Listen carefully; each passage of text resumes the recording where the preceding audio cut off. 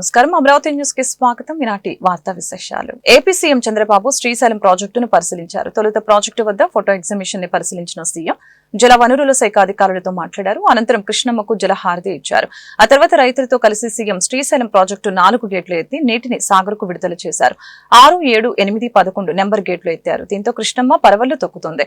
CM వెంట మంత్రులు Nimmala Ramanaidu, BC Janardhan Reddy, MP Byreddy Sabari, ఎమ్మెల్యేలు భూమా అఖిలప్రియ, బుడ్డ రాజశేఖర్ రెడ్డి తదితరులు ఉన్నారు. మనందరికి కూడా జూలై నెలలోనే నిండిన శ్రీశైలం ప్రాజెక్ట్ ను చూస్తే గుండె నిండుగా ఉంది, ఆనందంగా ఉంది, ఆహ్లాదకరంగా ఉంది. నీటి విలువ తెలిసిన వాడిని అందుకే జలహారతి ఇచ్చి స్వయంగా భవిష్యత్తులో కూడా నీటి కొరత లేకుండా ఉండాలని ఈరోజు నేను జలహారతి ఇచ్చాను. ఇంకా మన దగ్గర వర్షాలు పడలేదు, కొంచెం తక్కువగానే ఉన్నాయి. పైన వర్షాలు పడ్డాయి, ఆ వర్షాల వల్ల ఎక్కువ వరద నీళ్లు వచ్చాయి. దీనివల్ల మనకందరికీ నీళ్లు వచ్చి శ్రీశైలం ఫుల్ అయింది.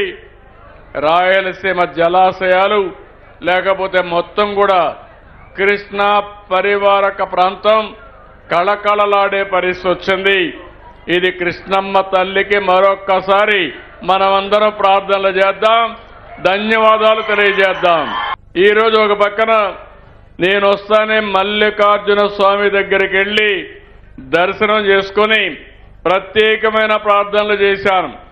ఆ ప్రత్యేకమైన ప్రార్థన నా సంకల్పం నెరవేరాలని, రాయలసీమ కరువు సీమ కాకుండా రతనాల సీమ కావాలని ప్రార్థించారు. ఈ రాష్ట్రం సుభిష్టమైన రాష్ట్రంగా తయారు కావాలని చెప్పి కోరుకున్నాను. నీళ్లు మన సంపద, జలాలుంటే సంపద ఆటోమేటిక్ గా సృష్టించే శక్తి మీ అందరికీ ఉంది. ఎన్డీఏ వచ్చింది.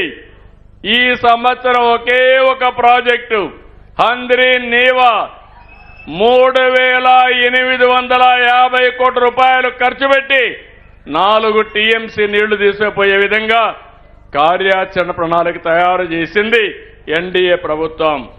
నేను మీ అందరికీ ఒకటి హామీ ఇస్తున్నా, 11వ తారీఖున పంపులు ప్రారంభిస్తాం. 15వ తారీఖు జీడిపల్లికి నీళ్లు తీసుకుపోయే బాధ్యత ఈ ప్రభుత్వానిది.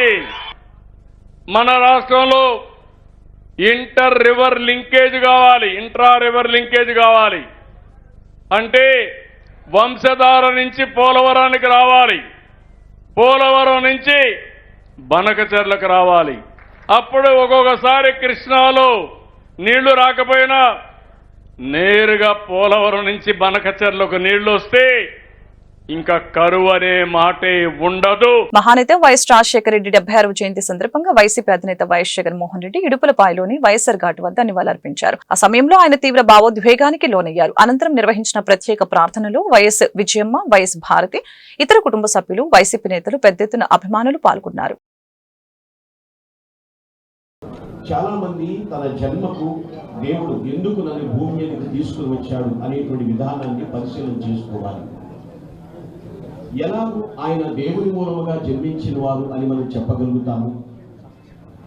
మహానేత జీవితంలో వారి యొక్క 60 ఏళ్ల జీవిత ప్రస్థానం అంతటిలో కూడా ఈ వాక్యంలో వ్రాయబడినటువంటి 4 అద్భుతమైనటువంటి లక్షణాలు వారు కలిగి జీవించారు. అందుకే వారిని దేవుని మూలముగా జన్మించిన వారిని సంబోధించడంలో నేను సందేహించటం లేదు. Born of God, that means దేవుని మూలముగా జన్మించుట అంటే అక్కడ మొదటి వచనంలో రాయబడి ఉన్నది, 2వ వచనంలో కూడా కలిపట్టున్నాడు, మనము దేవుణ్ణి ప్రేమించుచు.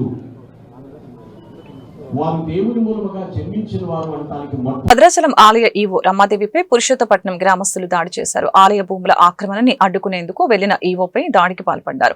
ఈ నేపథ్యంలో ఆలయ సిబ్బంది పురుషోత్తమపట్నం గ్రామస్తులకు మధ్య తీవ్ర వాగ్వాదం చోటు చేసుకుంది. పురుషోత్తపట్నంలో భద్రాద్రి రామాలయానికి 889.50 ఎకరాల భూమి ఉంది. భూములను దేవస్థానానికి అప్పగించాలని ఇప్పటికే ఏపీ హైకోర్టు ఉత్తర్వులు జారీ చేసింది. ఈ ఉత్తర్వులను బేఖతారు చేసి ఆక్రమణదారులు నిర్మాణాలు చేపట్టారు. ఈ క్రమంలో అక్కడికి వెళ్లిన ఈవోపై దాడి చేశారు. ఈ దాడితో రమాదేవి స్పృహ కోల్పోయారు. ఆమెను భద్రాచలం ఆసుపత్రికి తరలించి చికిత్స అందిస్తున్నారు.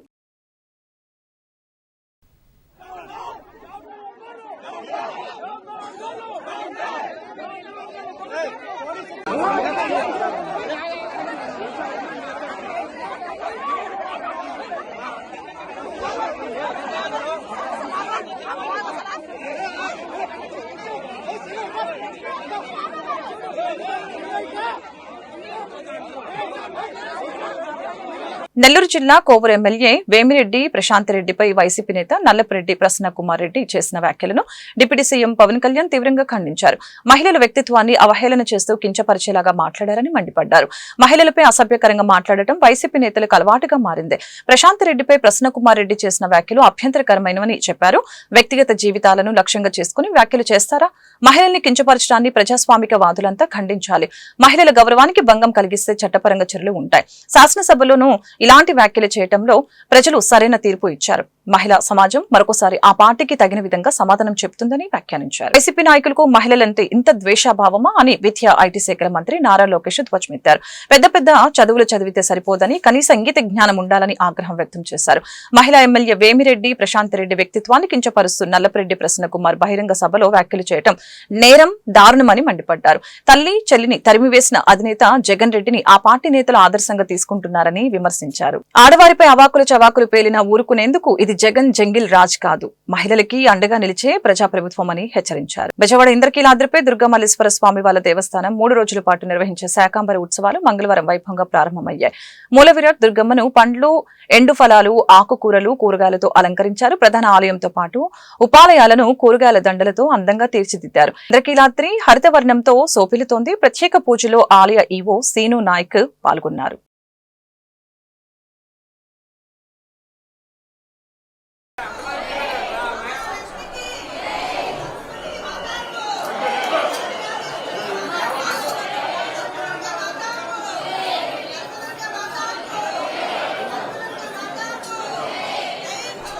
సింహాద్రి అప్పన్నను ఏపీ హోంమంత్రి వంగలపూడి అనిత దర్శించుకున్నారు. గిరి ప్రదక్షిణ నేపథ్యంలో ఆలయం వద్ద ఏర్పాట్లను ఆమె పరిశీలించారు. ఆమెకు ఆలయ అధికారులు స్వాగతం పలికి దర్శన ఏర్పాట్లు చేశారు. దర్శన అనంతరం పండితులు అనితకు ఆశీర్వచనం చేసి స్వామివారి తీర్థ ప్రసాదాలు అందజేశారు.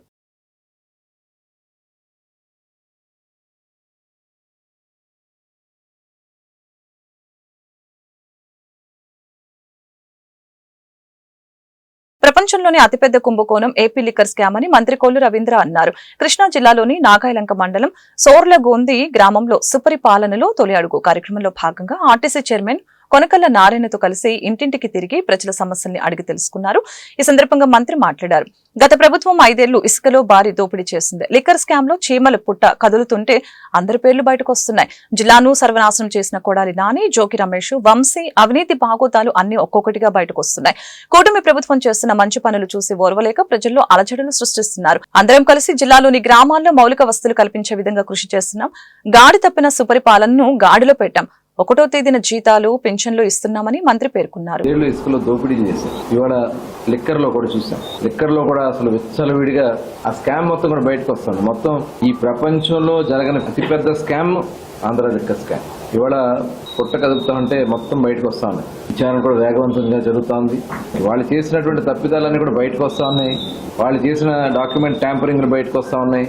వాళ్ళు చేసిన అవినీతి కార్యక్రమాలన్నీ కూడా బయటకు వస్తా ఉన్నాయి. ఇవాళ ప్రభుత్వం చేస్తున్నటువంటి మంచి పనులన్నీ కూడా ప్రజలు మెచ్చుకుంటా ఉంటే ఇవన్నీ డైవర్ట్ చేయడం కోసం కుట్రలు చూస్తాం.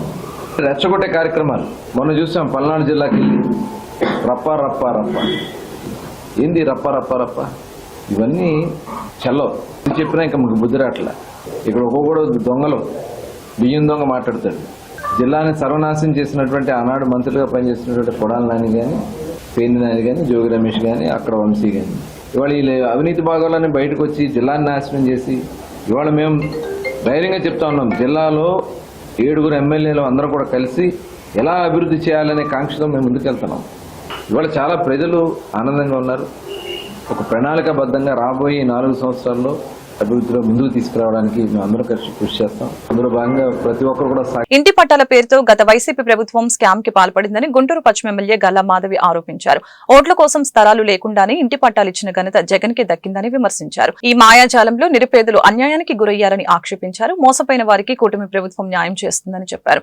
మంగళవారం స్థానిక 19వ డివిజన్ నల్లచెరువు 0 లైన్ లో జరిగిన సుపరిపాలనలో తొలి అడుగు కార్యక్రమంలో ఎమ్మెల్యే గల్లా మాధవి పాల్గొన్నారు. ఈ సందర్భంగా స్థానికులు ఎమ్మెల్యేకు ఘన స్వాగతం పలికారు.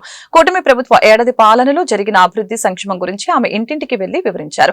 అలాగనే వారి సమస్యల్ని అడిగి తెలుసుకున్నారు. ఆయా సమస్యల్ని సకాలంలో పరిష్కరించాలని సంబంధిత అధికారుల్ని ఆదేశించారు. ఈ మేరకు ఎమ్మెల్యే మీడియాతో మాట్లాడుతూ సుపరిపాలనలో తొలి అడుగు కార్యక్రమానికి విశేష స్పందన లభిస్తుందని చెప్పారు. ఇది మంచి ప్రభుత్వమని ప్రజలు ఆశీర్వదిస్తున్నారని పేర్కొన్నారు.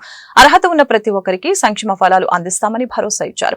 కార్యక్రమంలో నియోజకవర్గ పరిశీలకులు కనకాచారి, వడ్డెర కార్పొరేషన్ చైర్మన్ మల్లె ఈశ్వరరావు, స్థానిక corporator Telukutla Hanumayamma, Yogeswararao, division TDP అధ్యక్షులు రాళ్లబండి రామరాజు, చంద్రగిరి బాబు, అబ్దుల్ రహీం, పి రమేష్ తదితరులు పాల్గొన్నారు.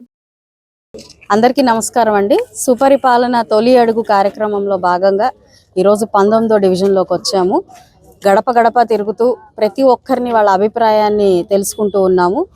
మంచి ప్రభుత్వం అని చెప్పి ప్రతి ఒక్కళ్ళు కూడా ఆశీర్వదిస్తూ ఉన్నారు. సంవత్సర కాలంలోనే చూపించిన మార్పును చూసి ఒక పక్కన ఆశ్చర్యంతో పాటు ఆనందాన్ని వ్యక్తం చేస్తూ ఉన్నారు.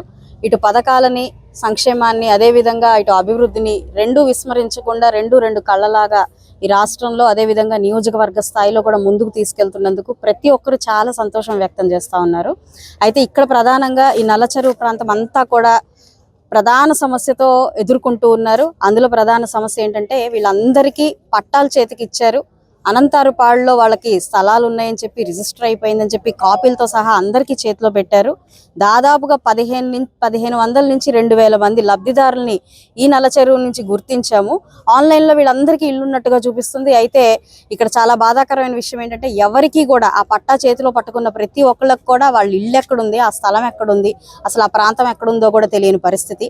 ఇలాంటి పరిస్థితుల్లో వాళ్ళందరికీ ఆల్రెడీ పట్టాలు రావడం అంటే అసలు ఎంతటి స్కామ్ జరిగింది, ప్రజల్ని ఎంత మాయలో పడేసి గత ప్రభుత్వం మభ్యపెట్టి ఆ ఓట్ల కోసం చేసిన రాజకీయం ఎలాగా ఉందో మనకు కనపడతా ఉంది. సో ఇవన్నీ కూడా ఇప్పుడు మళ్ళీ స్ట్రీమ్ లైన్ చేసుకోవాల్సిన అవసరం ఉంది. ఈ ఇళ్ల పరిస్థితి ఏంటి, ఈ పట్టాల పరిస్థితి ఏంటి, ఇక్కడ అందరూ అడుగుతున్నారు. మళ్ళీ మాకు ఈ పట్టాలు చూపిస్తుంది, ఇళ్ళు అనేది వస్తుందా రాదా అని చెప్పి చాలా బాధపడతా ఉన్నారు.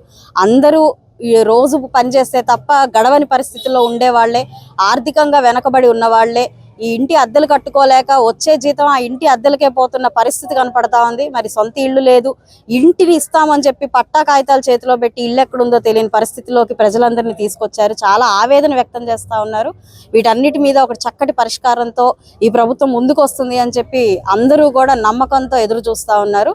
సో వారి నమ్మకం ఎట్టి పరిస్థితుల్లో ఒమ్ము కాకుండా మేమందరం కూడా దాని మీద వర్క్ చేస్తూ ఉన్నాం.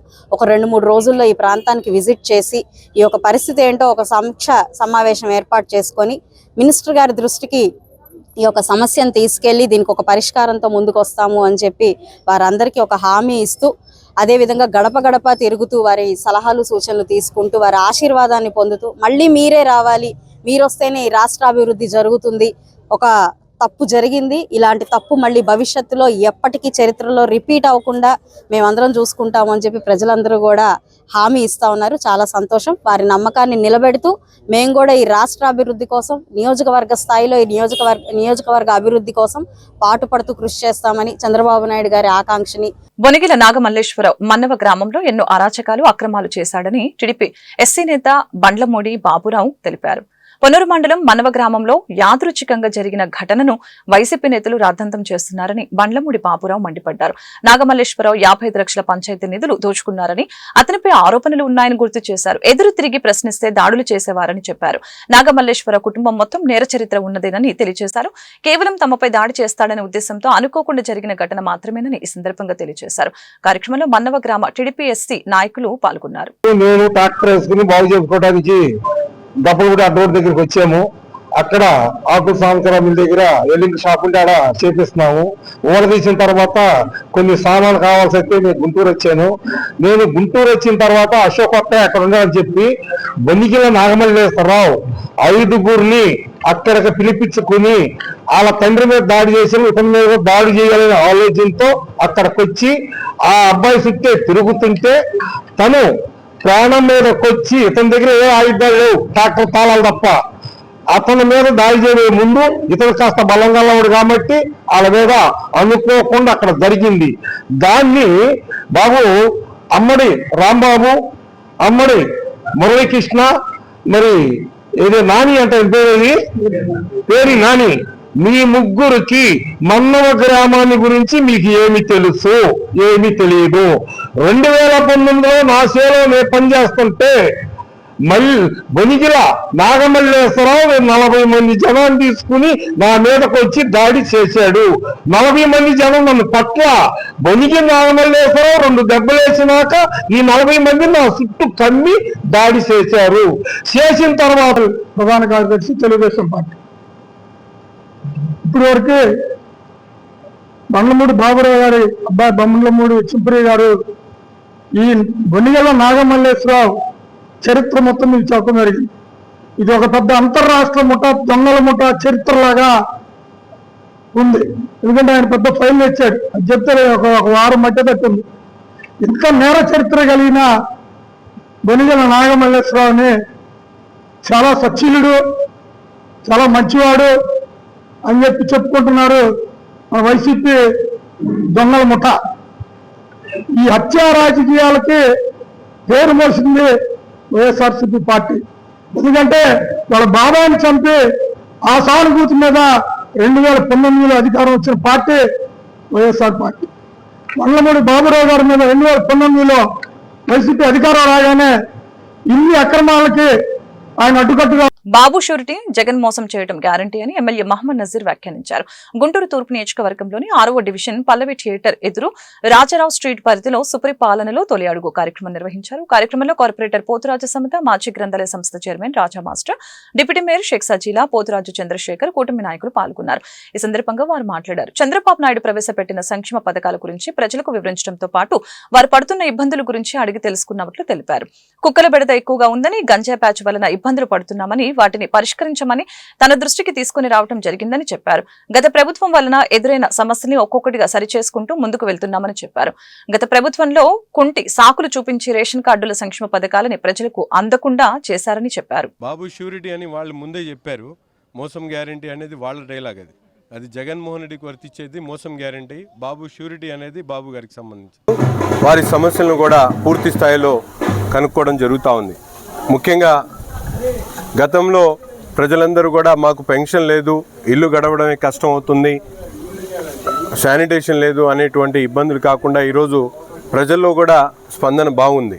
వాళ్ళందరూ కూడా స్థానిక సమస్యలు, ముఖ్యంగా కుక్కల బెడద, ఇప్పుడే కార్పొరేటర్ గారు చెప్పినటువంటి విధంగా, అంతేకాకుండా కొంతమంది ఆకతాయిలు, గంజాయి ఇటువంటి సమస్యలు చెప్తా ఉన్నారు. ఎక్కడికక్కడ ప్రభుత్వ అధికారులు, ముఖ్యంగా పోలీస్ డిపార్ట్మెంట్ని అప్రమత్తం చేస్తూ ఎక్కడ ఏ వీధిలో కూడా ఇటువంటి ఇబ్బందులు వచ్చినా కూడా కూటమి నాయకత్వం అలాగే శాసనసభ్యుడిగా నేను ప్రతి ఒక్కరు కూడా అందుబాటులో ఉంటాం.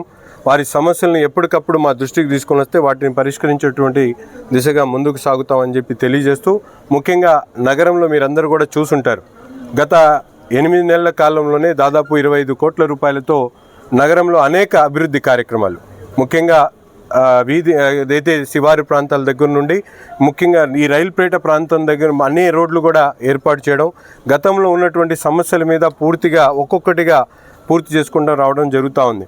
అనేక మంది పెద్దలు గత ప్రభుత్వంలో తీసేసినటువంటి పెన్షన్లు మరొకసారి మాకు ఇవ్వాలి, ఆ రోజు కరెంటు బిల్లు ఎక్కువ వచ్చిందని తీసేశారని చెప్తే వాళ్ళందరికీ కూడా ఒక ధీమా చెప్పడం జరుగుతూ ఉంది. అంతేకాకుండా చనిపోయినటువంటి వ్యక్తి కుటుంబంలో వేరే వారికి ఇచ్చేటువంటి కార్యక్రమాన్ని ఈరోజు చంద్రబాబు నాయుడు గారు పెట్టేటువంటి విషయం కూడా వాళ్ళందరికీ కూడా తెలియజేయడం జరుగుతూ ఉంది. అంతేకాకుండా రేషన్ కార్డు, సింగిల్ ఉమెన్ కానీ ఎవరైనా ఒంటరిగా ఉండేటువంటి వాళ్ళకు కూడా గత ప్రభుత్వంలో రేషన్ కార్డు ఇచ్చేటువంటి పరిస్థితి లేదు. ఈరోజు ప్రజలందరూ కూడా తప్పకుండా గ్రహించాల్సినటువంటి విషయం, ఒక్కరే ఉండి రేషన్ కార్డు కావాలన్నా కూడా ఈ ప్రభుత్వంలో ఏ టైం బాండ్ లేకుండా, టైం లిమిట్ లేకుండా ప్రతి ఒక్కరికి కూడా రేషన్ కార్డు ఇవ్వడం జరుగుతూ ఉంది. ఇటువంటి మంచి కార్యక్రమాలు కేవలం ఇంటి దగ్గర ఉండి వాట్సాప్ గవర్నెన్స్ ద్వారా ఈరోజు నారా లోకేష్ గారి నాయకత్వంలో ఇంట్లో ఉండి వాట్సాప్ గవర్నెన్స్ ద్వారా ప్రతి ఒక్కరు కూడా తమ వాట్సాప్ నెంబర్ నుంచి ప్రభుత్వం ఇచ్చినటువంటి టోల్ ఫ్రీ నెంబర్కి కాల్ చేసి వారి సమస్యలను పరిష్కరించేటువంటి దిశగా వినూత్నమైనటువంటి కార్యక్రమాలు తీసుకొని ప్రజాహితం కోసం ఈరోజు కూటమి ప్రభుత్వం పనిచేస్తూ ఉంది. దాన్ని ప్రజలకు తెలియజేయాలనేటువంటి ఆలోచనతో ఈ కార్యక్రమం తీసుకోవడం జరుగుతూ ఉంది. ప్రతి ఒక్కరు కూడా ముఖ్యంగా తెలుగుదేశం పార్టీ కార్యకర్తల నాయకులు క్షేత్రస్థాయిలో ప్రతి ఇంటికి వెళ్లి వారి సమస్యలను కనుక్కొని వైఎస్ రాజశేఖర రెడ్డి అంటేనే ఒక చరిత్ర అని వైసీపీ గుంటూరు అర్బన్ అధ్యక్షురాలు, గుంటూరు తూర్పు నియోజకవర్గ సమన్వయకర్త నూరి ఫాతిమా వ్యాఖ్యానించారు. ఆయన అమలు చేసిన సంక్షేమ కార్యక్రమాలు నేటికి కొనసాగుతున్నాయని వివరించారు. స్థానిక 17వ డివిజన్ కార్పొరేటర్ షేక్ ఫర్జానా ఆధ్వర్యంలో మహానేత డాక్టర్ వైఎస్ రాజశేఖర రెడ్డి 76వ జయంతి కార్యక్రమం నల్ల చెరువు మూడు బొమ్మల సెంటర్లోని ఆయన విగ్రహం వద్ద మంగళవారం ఘనంగా జరిగింది. ఈ సందర్భంగా వైఎస్ఆర్ అంబేద్కర్ విగ్రహాలకు నూరి ఫాతిమా పూలమాలలు వేసి ఘనంగా నివాళులర్పించారు. అలాగని పార్టీ శ్రేణులు ఏర్పాటు చేసిన వైఎస్ఆర్ బర్త్డే కేక్ ని ఆమె కట్ చేసి వారితో ఆనందాన్ని పంచుకున్నారు. ఈ మేరకు నూరి ఫాతిమా మీడియాతో మాట్లాడారు. వైఎస్ఆర్ జీవితాన్ని ఆవిష్కరించారు. ఆయన ఆశయాలను జగన్ ఆచరించి చూపారని చెప్పారు. ఇందుకు గత వైసీపీ పాలనే నిదర్శనమని అన్నారు. కార్యక్రమంలో 17వ డివిజన్ వైసీపీ అధ్యక్షుడు మాదాల చిన్న, షేక్ కాజా మొహిద్దీన్ తదితరులు పాల్గొన్నారు. వందనాలు. ఈరోజు వైఎస్ఆర్ గారు ప్రతి కుటుంబంలో ప్రతి మనిషిలో కూడా ఈరోజు ప్రతి నోట కూడా వైఎస్ఆర్ గారిని గుర్తుపెట్టుకుంటున్నారంటే ఆయన ఆశయాలు, ఆయన ఈ 2 రాష్ట్రాలకు సంబంధించి ఏ విధంగా పరిపాలన చేశారో, ఎంత చక్కగా చేశారో, ఏ విధంగా మాటిస్తే మాట తప్పరో, ఆయన చిరునవ్వుతోనే ప్రతిరోజు కూడా ఒక పలకరింపు ఉండేది. వైఎస్ రాజశేఖర రెడ్డి గారి ఆశయాల్ని మరి ముందుకు తీసుకెళ్లే విధంగా ఈ రాష్ట్రంలో ప్రతి గుండెల్లో చిరస్థాయిగా నిలిచిపోయే విధంగా ఆయన పాలన ఉండేది. మీరు ఈరోజు చూసుకుంటే ఎంతోమందికి హార్ట్ ట్రాన్స్ప్లాంటేషన్స్ కానీ, లేకపోతే ఎంతోమందికి ఆరోగ్యశ్రీ కానీ, మీరు 2 రూపాయలకే బియ్యం కానీ, పెన్షన్ కానీ, ఇవన్నీ రైతు భరోసా కానీ, ఇవన్నీ వైఎస్ఆర్ గారు ఆయన తీసుకొని వచ్చి ప్రజలకి మంచి చేసే విధంగా ఏ ముఖ్యమంత్రి ఉన్నారు అంటే ఒక ఎగ్జాంపుల్గా వైఎస్ రాజశేఖర రెడ్డి గారిని తీసుకునేవాళ్ళు. ఈరోజు అదే మాటగా ప్రతి నియోజకవర్గంలో కూడా 175 నియోజకవర్గాల్లో ఈ రాష్ట్రంలో జగన్మోహన్ రెడ్డి గారి నాయకత్వాన్న ప్రతి నియోజకవర్గంలో చాలా చక్కగా, అదే విధంగా గుంటూరు తూర్పు నియోజకవర్గంలో ప్రతి వార్డులో కూడా ఒక పండగగా వైఎస్ రాజశేఖర రెడ్డి గారి జయంతి పుట్టినరోజు సందర్భంగా ప్రతి చోట కూడా సెలబ్రేట్ చేస్తున్నాం. దాంట్లో నేను పాల్పంచుకోవడం చాలా సంతోషంగా ఉంది. అలాగే జగన్మోహన్ రెడ్డి గారు తండ్రికి తగ్గ తనయుడు అని చెప్పి నిరూపించుకొని ఆయన కూడా ఆయన పాలనలో మాట ఇస్తే మాట తప్పని నాయకుడు జగన్మోహన్ రెడ్డి గారు వైఎస్ రాజశేఖర రెడ్డి తనయుడు అనిపించుకొని ఈరోజు ఆయన కూడా ప్రతి గుండెల్లో ప్రతి చిరస్థాయిలో నిలిచిపోవాలని జగన్మోహన్ రెడ్డి గారి ఆశయాల్ని, ఆయన వైఎస్ రాజశేఖర రెడ్డి గారి ఆశయాల్ని ముందుకు తీసుకెళ్తూ ఆ ఆశయాల్లో మేము కూడా ఒకళ్ళు అయ్యుండి జగన్మోహన్ రెడ్డి గారి వెంట నడిచి ఈ రాష్ట్రంలో మళ్ళీ మంచి పరిపాలన ఉండే విధంగా చూసుకునే బాధ్యత జగన్మోహన్ రెడ్డి గారు ప్రతిపక్ష నేతగా తీసుకున్నారు. ఖచ్చితంగా మేము ప్రతి విషయంలో కూడా పోరాడతాం. వైఎస్ రాజశేఖర రెడ్డి గారి 17వ వార్డు కార్పొరేటర్ షేక్ ఫర్జానా ఈరోజు మన వైఎస్ రాజశేఖర రెడ్డి గారి 76వ జయంతి సందర్భంగా మన వార్డులో మన నూరమ్మ గారి ఆధ్వర్యంలో నూరమ్మని పిలిపించి రాజశేఖర రెడ్డి గారి విగ్రహానికి పూలమాల వేసి కేక్ కట్ చేయించే కార్యక్రమం జరిగింది. దాదాపుగా ఏంటంటే గత 5 సంవత్సరాలుగా కార్పొరేటర్గా, ఇప్పుడు రేపు నెక్స్ట్ మార్చికి మాది అయిపోతుంది పదవి కాలము. ఈ 5 సంవత్సరాల్లో మన ఎమ్మెల్యే మొహమ్మద్ ముస్తఫా గారి ఆధ్వర్యంలోనే దాదాపుగా 70 నుంచి 80% వర్కులు పూర్తి చేయడం జరిగింది. వార్డు అభివృద్ధి జరగడం జరిగింది. కాకపోతే ఏంటంటే పన్నులు మనం పెడితే శాంక్షన్ అయ్యాయి. అవి ఏంటంటే ఎలక్షన్ తర్వాత శాంక్షన్ అయ్యాయి. ఇప్పుడు వాళ్ళు వేసుకొని వాళ్ళ పేర్లు చెప్పుకుంటున్నారు. సరే, అయినా పర్వాలేదు, శాంక్షన్ చేయించింది మనమే కాబట్టి ప్రజలకు తెలుసు. అదేవిధంగా మన రాజశేఖర రెడ్డి గారి గురించి మాట్లాడుకుంటే ఆయన 76వ జయంతి కూడా ఇంత ఘనంగా వాడవాడల్లో ఇంత ఘనంగా చేసుకుంటున్నామంటే ఆయన చేసిన పాలన, ఆయన తెచ్చిన ప్రజల కోసం చేసిన మంచి, ఆయన చేసిన పథకాలు, తెచ్చిన పథకాలు ఇవన్నీ ప్రజల మనసుల్లో, గుండెల్లో నిలిచిపోయాయి. అందుకే ప్రతి సంవత్సరం జయంతిని ఒక పండగలాగా మన వైఎస్ఆర్ పార్టీ సభ్యులందరూ ఒక పండగలాగా చేసుకుంటున్నారు. ఇకపోతే తూర్పు నియోజకవర్గానికి వస్తే మన నూరి ఫాతిమా గారు ప్రతి క్షణము ఎల్లప్పుడూ ప్రజలతోనే ఉంటున్నారు. ఏ సమస్య అయినా నేను ఉంటాను, నేను పరిష్కరిస్తాను, నా దగ్గరకు రండి అని ప్రజలకు ఒక హామీ ఇవ్వడం జరుగుతుంది. కాకపోతే ఏంటంటే మళ్ళీ నెక్స్ట్ వచ్చే 27వ సంవత్సరంలో వచ్చే ఎన్నికల్లో డెఫినెట్గా మన వైఎస్ఆర్ పార్టీయే, మన జగన్ అన్ననే మళ్ళీ సీఎం అవుతారు. మళ్ళీ మన నూరమ్మయే ఈ తూర్పు నియోజకవర్గానికి ఎమ్మెల్యే అవుతారు. ఆయన ఆధ్వర్యంలోనే మరి ఎన్నో పథకాలు మన ప్రజల్లో దాదాపుగా ఇప్పుడే కూటమి ప్రభుత్వంలో ఏంటంటే వాళ్ళకి వచ్చేసి. మాజీ ఎమ్మెల్యే జనసేన నాయకులు కిలారి రోసయ్య తమ భూమిని ఆక్రమించాడని, తమకు న్యాయం చేయాలని బాధితులు దళిత సంఘాల నాయకులు నగర కమిషనర్ పులి శ్రీనివాసుల దృష్టికి తీసుకువచ్చారు. ఈ మేరకు ఇరు వర్గాల డాక్యుమెంట్స్ పరిశీలించి స్టేట్మెంట్స్ ని ఆయన రికార్డు చేసుకున్నారు. ఈ విషయంపై కిలారి వెంకట రోసయ్య బాధితులు నగర కమిషనర్ కి తమ కూడా వివరించారు. ఈ విషయంపై జనసేన నాయకుడు మీడియాతో మాట్లాడకుండా వెళ్లిపోయారు. బాధితులు మీడియాతో మాట్లాడుతూ తమ స్థలాన్ని తప్పుడు డాక్యుమెంట్లతో రిజిస్ట్రేషన్ చేయించుకుని తమను భూమిలోకి రానివ్వటం లేదని ఆందోళన వ్యక్తం చేశారు. ఈ మేరకు గుంటూరు కార్పొరేషన్ ఎదుట దళిత సంఘాలు ఆందోళన చేపట్టారు. ప్రజా సంఘాల నాయకులు బాధితులకు అండగా ఉండి వారికి న్యాయం జరిగే వరకు పోరాడతామని చెప్పారు. కేకే సినిమా హాల్ వెనకున్నటువంటి స్థలాన్ని ఆయన సొంత స్థలం అది. ఆ స్థలాన్ని ఆక్రమించి అతనికి కాకుండా చేసి కోర్టులను పక్కదారి పట్టించి అధికారులను పక్కదారి పట్టించి పూర్తిగా కబ్జా చేసినటువంటి విషయం అందరికీ తెలిసిందే. ఇటువంటి విషయాల్లో ఆయన భార్య వారు ఇతరులకి ఇచ్చినటువంటి మునియ వాళ్ళందరూ కూడా ఎంతో కాలం నుంచి ఫైట్ చేస్తున్నప్పటికీ, చట్టపరంగా తేల్చమంటున్నప్పటికీ కోర్టులు కూడా దాని మీద ఎన్నో డిగ్రీలు ఇచ్చి దీనికి సంబంధించి రోసయ్య గారు పక్కదారి పట్టించే విధంగా చర్యలు తీసుకుంటున్నటువంటి విషయం తెలుస్తున్నది. దీన్ని అన్ని ప్రజా సంఘాలను ఖండిస్తూ ఉన్నాం.